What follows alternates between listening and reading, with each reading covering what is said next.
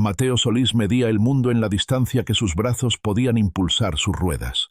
A sus 10 años, su silla de ruedas era a la vez su trono y su jaula. Le daba la libertad de moverse, pero también trazaba una línea invisible entre él y el resto de los niños de su escuela. Dale like, suscríbete y comparte. Comencemos. La escuela, el Colegio Cervantes, era un edificio antiguo con más encanto que accesibilidad. A pesar de los esfuerzos del director por instalar algunas rampas, muchos lugares seguían siendo fortalezas inexpugnables para Mateo. El patio de recreo tenía un suelo de arena donde sus ruedas se hundían, la biblioteca tenía un escalón traicionero en la entrada y el salón de actos, el corazón de la vida escolar, estaba en la cima de una imponente escalinata de mármol. Estos obstáculos, aunque aparentemente pequeños, se acumulaban, creando una barrera constante que limitaba su participación, y en consecuencia, su sentido de pertenencia. El evento del año era el Festival de Primavera, una celebración que llenaba el salón de actos con música, obras de teatro y el bullicio de padres orgullosos. Para todos los demás niños, era un día de emoción y nerviosismo. Para Mateo, era un recordatorio anual de su exclusión. Mientras sus compañeros subían corriendo las escaleras, llenos de anticipación, él se quedaba abajo, en el vestíbulo, escuchando los ecos apagados de la diversión. Sus padres protestaban cada año, y cada año el director prometía buscar una solución que nunca llegaba. Este año, sin embargo, era diferente. La clase de Mateo, dirigida por la entusiasta señorita Gámez, había preparado una obra de teatro sobre el sistema solar. Mateo, que amaba la astronomía, había sido elegido para ser el narrador. Su voz, clara y resonante, sería el hilo que uniría los planetas danzantes en el escenario. Por primera vez, no sería un espectador, sino una parte esencial del espectáculo. El día del festival llegó, brillante y cálido. El colegio bullía de actividad. Los niños, vestidos con sus disfraces, corrían por los pasillos. Mateo llevaba su mejor camisa y sus padres, Ana y Carlos, lo acompañaban, compartiendo su nerviosismo y su orgullo. Llegaron al pie de la gran escalinata. La realidad los golpeó con la fuerza de una pared de ladrillos. La visión de esa escalera, antes de la obra, era un presagio ominoso que amenazaba con derrumbar toda la esperanza construida durante semanas. El aire vibraba con la energía del festival, pero para Mateo y su familia se sentía pesado, cargado de una premonición de decepción. La rampa portátil que el conserje solía instalar, una solución precaria y empinada, no estaba allí. El conserje, don Manuel, se había enfermado esa misma mañana y nadie más sabía dónde se guardaba o cómo instalarla. «No te preocupes, cariño», dijo su padre, con una seguridad que no sentía. «Hablaremos con el director. Encontraremos una solución». Su voz temblaba ligeramente, traicionando la ansiedad que intentaba ocultar. Pero el director estaba abrumado, rodeado de padres y profesores. El tiempo pasaba. El murmullo de la audiencia llenando el salón de actos llegaba hasta ellos. La obra estaba a punto de empezar. La señorita Gámez bajó corriendo, con el rostro lleno de angustia. «¿Qué pasa? Mateo, te toca empezar en 5 minutos». Su tono reflejaba la desesperación que todos sentían, un reloj ineludible que marcaba la cuenta atrás hacia el fracaso. La desesperación se apoderó de Mateo. Las lágrimas le quemaban los ojos. Iba a fallar a su clase. Se iba a perder su momento, el único momento en que no era el niño de la silla, sino el narrador de las estrellas. Se sintió pequeño, anclado a ese suelo de mármol frío, mientras el mundo seguía sin él. Fue entonces cuando una voz tranquila pero firme cortó el aire tenso. «Disculpen, ¿necesitan ayuda?» Todos se giraron. Una mujer, que no parecía ser madre de ningún alumno, estaba de pie observándolos. Era alta, con el pelo oscuro recogido en una coleta y unos ojos amables y penetrantes. Llevaba unos vaqueros y una sencilla camiseta, y en sus manos sostenía un casco de moto. Irradiaba una calma que contrastaba con el caos que los rodeaba. Su presencia era como un ancla en medio de la tormenta. Su mirada ofrecía un atisbo de solución donde solo había habido incertidumbre. «Mi hijo no puede subir», explicó Ana, con la voz quebrada por la frustración.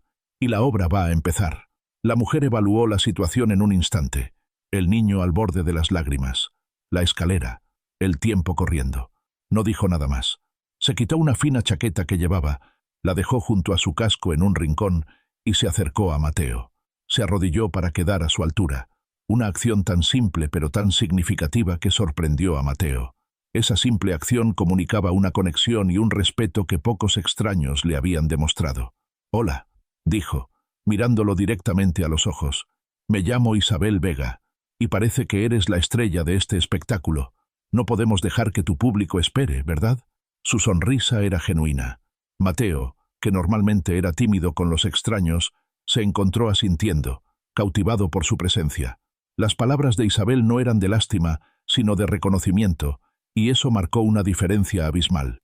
Isabel se puso de pie y se dirigió a Carlos. «Usted coja la parte delantera de la silla. Yo cogeré la trasera. A la de 3, la levantamos y subimos. Despacio y con firmeza». Su tono no dejaba lugar a dudas. No era una sugerencia, era un plan de acción. Había una eficiencia y una determinación en su voz que inspiraba confianza en un momento de pura desesperación. Carlos, agradecido por tener a alguien que tomara el control, asintió. «Soy Carlos Solís, y ella es mi esposa, Ana». «Un placer», dijo Isabel. «Ahora, al trabajo». «Listo, campeón», le guiñó un ojo a Mateo. A la cuenta de 3, levantaron la silla. Isabel demostró una fuerza sorprendente. Sus músculos se tensaron, pero sus movimientos eran seguros y controlados. Subieron el primer escalón, luego el segundo.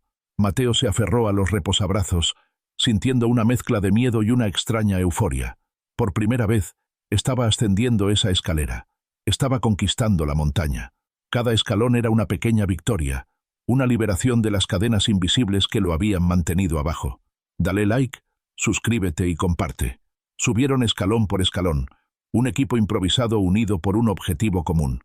La gente en el vestíbulo se hizo a un lado, observando en silencio la procesión. Cuando llegaron a la cima, una pequeña ovación espontánea brotó de los que habían presenciado la escena. Los aplausos no eran solo por la hazaña física, sino por el espíritu de colaboración y la superación de un obstáculo que parecía insalvable. Isabel y Carlos bajaron suavemente la silla. Isabel respiró hondo y le sonrió a Mateo. «Rómpete una pierna, narrador», bromeó, y Mateo soltó una carcajada. La tensión se disipó en ese momento de ligereza. Lo llevaron rápidamente entre bastidores, justo a tiempo. La señorita Gámez le dio un abrazo de alivio. Las luces bajaron y Mateo rodó hasta su lugar junto al escenario. Tomó el micrófono. Su corazón ya no latía con pánico, sino con una confianza que nunca antes había sentido. Su voz llenó el auditorio, clara, potente y llena de asombro. Habló de gigantes gaseosos y anillos de hielo, de estrellas moribundas y galaxias lejanas. Narró la historia del universo, y mientras lo hacía, se sintió tan vasto e ilimitado como el cosmos del que hablaba. Fue la mejor actuación de su vida. Cada palabra resonaba con una nueva autoridad, imbuida de la fuerza de la experiencia reciente, de la superación personal y del apoyo inesperado. Cuando la obra terminó y el telón cayó, el aplauso fue atronador. Sus compañeros de clase lo rodearon, felicitándolo, dándole palmadas en la espalda. Por primera vez, no veían la silla, solo a Mateo. Había trascendido su condición y había brillado por su talento, por su pasión, por su voz. Sus padres lo abrazaron con lágrimas de orgullo en los ojos. Cuando el caos se calmó, buscaron a Isabel para darle las gracias, pero se había ido. Su chaqueta y su casco ya no estaban en el rincón del vestíbulo.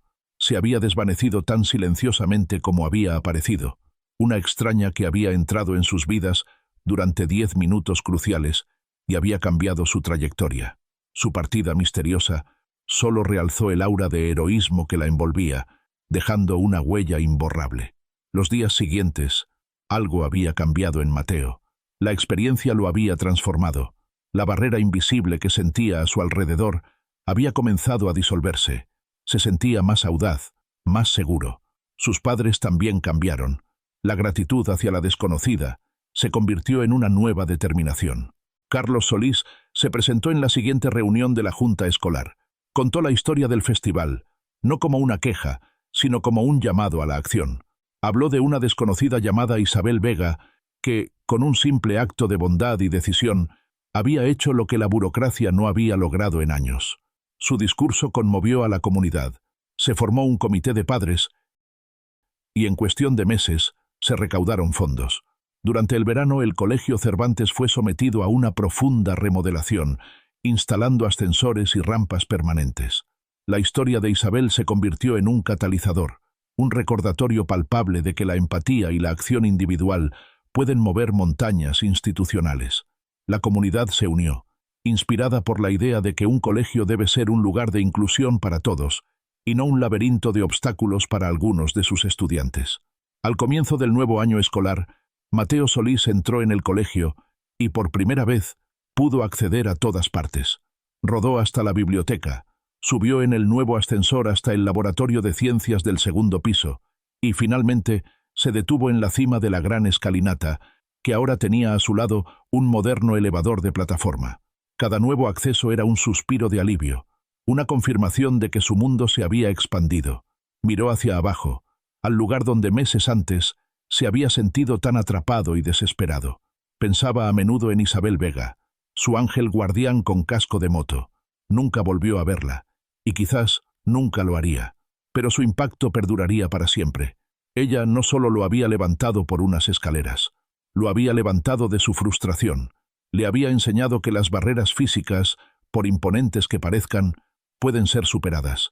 Y lo más importante, le había demostrado que a veces todo lo que se necesita es que una sola persona se detenga, vea la necesidad y, sin dudarlo, decida levantar a alguien. La lección de Isabel se incrustó en el alma de Mateo, convirtiéndose en un faro que guiaría su propia vida, enseñándole el valor de la empatía y el poder transformador de un acto de bondad desinteresado. Dale like, suscríbete y comparte. Hasta la próxima.